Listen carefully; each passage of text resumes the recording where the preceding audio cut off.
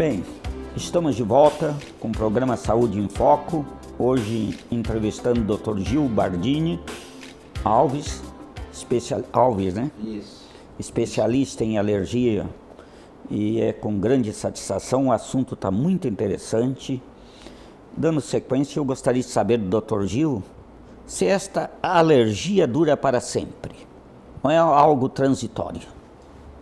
Então, vai depender de cada alimento, né? Existem alimentos que a alergia se manifesta na infância, né? Como o leite, o trigo, o ovo, a soja, né? O amendoim também pode se manifestar na infância.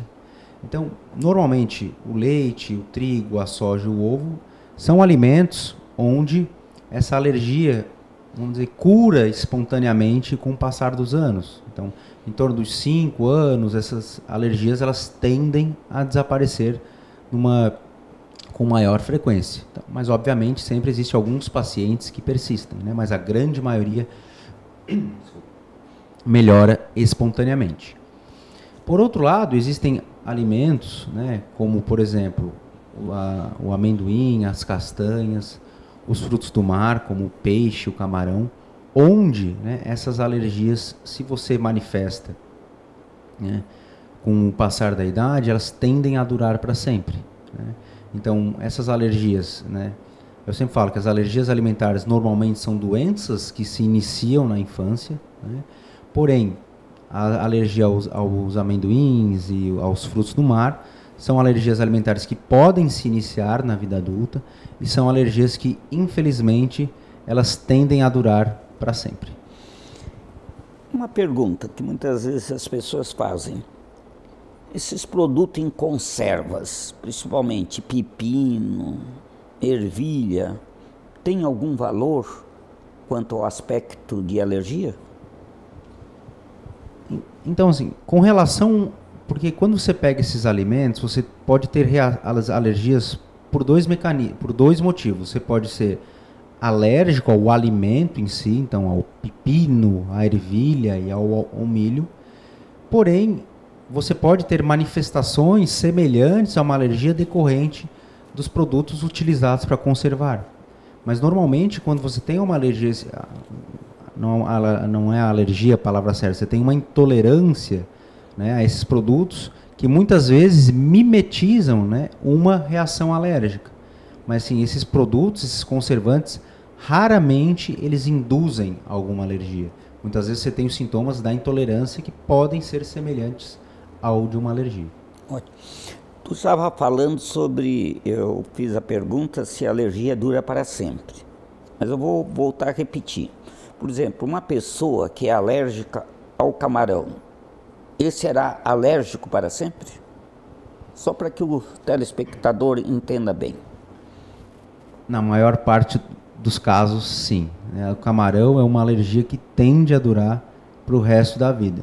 Estão acontecendo alguns estudos, principalmente na universidade onde eu fiz a minha residência médica, né, que é a USP. Então, a minha orientadora, minha professora, a doutora Carla Arruda, ela tem estudado uma vacina para o tratamento dessa alergia ao camarão. Então, os estudos estão em fase avançada, mas eles não estão disponíveis atualmente como forma de tratamento. Então, quem sabe, num futuro próximo, nós não tenhamos uma cura para essa alergia ao camarão. Mas hoje, né, em 2017, nós ainda não dispomos disso. É uma pena, né? Bem, doutor Gil, quais os principais sinais e sintomas de uma alergia alimentar? Então, sim, basicamente, quando a gente pensa em alergia alimentar, nós dividimos ela em duas formas, né?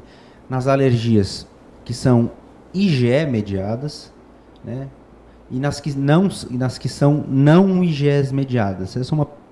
Isso é bem importante nós definirmos, porque é o que vai fazer com que a gente peça o exame A ou o exame B.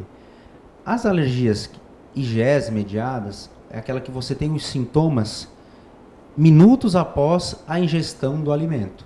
Então você ingere, por exemplo, o leite, e 5, 10 minutos, né, no máximo em 2 horas, você tem os sintomas do quê? De coceira no corpo, o seu corpo começa a encher de vergões, né, de lesões vermelhas. Você pode ficar com os olhos inchados, com os lábios inchados. Você pode ter falta de ar, você pode ter tosse, né? E em alguns casos, você pode até ter o chamado choque anafilático. Então, quando a glote fecha, e que isso pode levar até um desfecho, né, fatal, como que é a morte. Então, por isso que a importância do diagnóstico, né?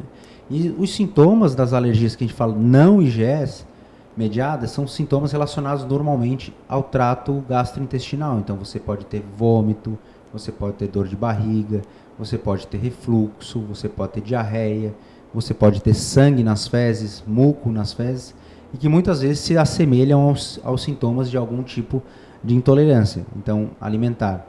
Então, por isso que uma história com alguns exames, você tem que fazer o diagnóstico, que muda a questão de orientação de paciente, muda a questão de prognóstico.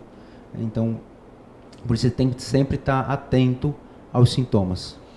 Uma criança, vamos falar, mesmo uma criança, adulto, que se manifesta muitas vezes com manchas avermelhadas na pele e com coceira, pode estar relacionado à alergia alimentar?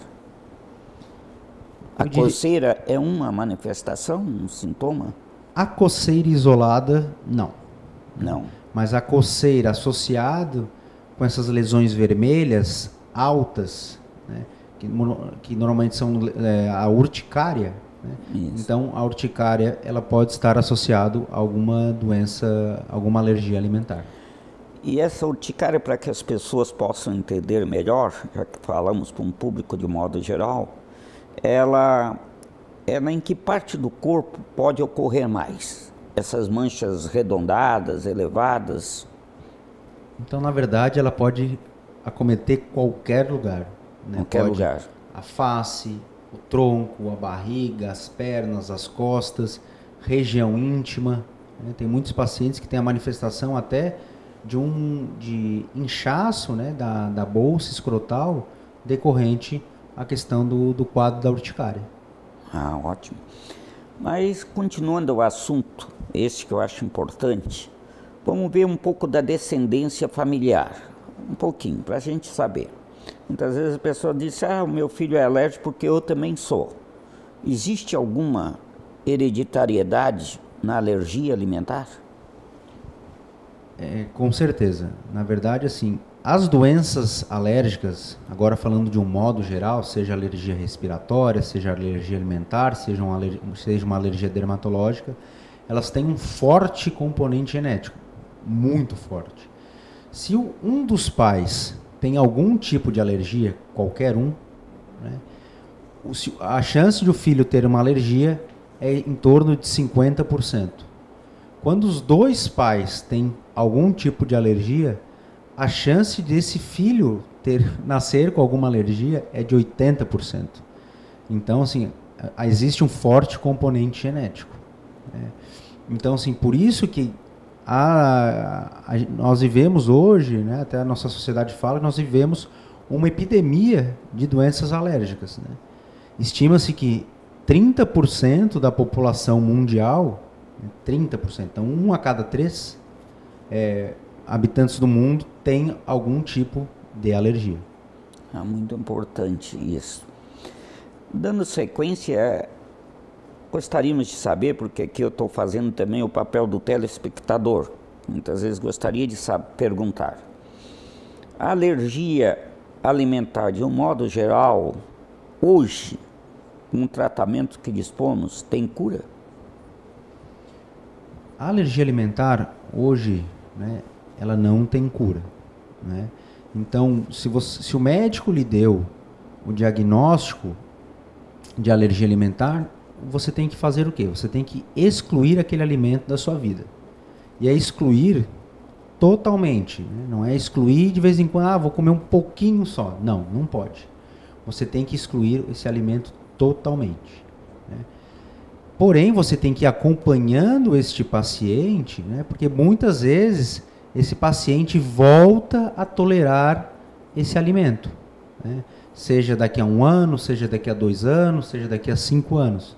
Então você tem que ir acompanhando esse paciente para avaliar essa questão, se esse paciente não vai tendo uma tolerância ao alimento. Então por isso nós não falamos em cura, nós falamos em uma tolerância, porque se o paciente era alérgico, ele continua sendo alérgico, mas ele volta a tolerar. E essa avaliação da tolerância, nós fazemos muitas vezes baseados, né, nos testes de provocação, né, onde você imagina que o doente possa estar melhorando, e aí você vai propor, né, você vai provocar esse paciente para ver se essa alergia dele melhorou, para ver se ela desapareceu ou não. Por isso que isso tem que ser feito em ambiente hospitalar, porque existem o risco, né, de ter reações muitas vezes graves que você só vai poder tratar num hospital.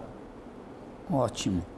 Eu gostaria de saber também do Dr. Gil, porque hoje a gente vê muito falar em glúten e tudo. O glúten se enquadra nas doenças de alergia alimentar? Não. A intolerância ao glúten, né, o nome correto é a doença celíaca, né, ela não se encaixa no grupo das alergias alimentares. Apesar de ser uma doença, né, relacionada à ingestão de algum alimento, mas você não tem um mecanismo de alergia, você não tem essa produção dessa IgE, né, que é uma célula de alergia. Na verdade, a doença celíaca, né, é uma doença que a gente fala autoimune, né? Explicando basicamente o que é uma doença autoimune. É quando o organismo, né, começa a interpretar o próprio organismo como um invasor. Então começa a ter uma briga do próprio organismo com ele mesmo, né, que ele começa a se próprio atacar, causando a doença. Né? Então existem diversas doenças autoimunes, doenças da tireoide, o diabetes da criança, né, a psoríase, o vitiligo. E a doença celíaca é uma delas. Então, como sendo uma doença autoimune, a gente não fala que é uma doença alérgica. E como toda doença autoimune, a gente também não sabe por que, quando e como ela se inicia. Muito bem. Nós vamos fazer um breve intervalo e já voltamos já com este assunto tão interessante que é a alergia alimentar.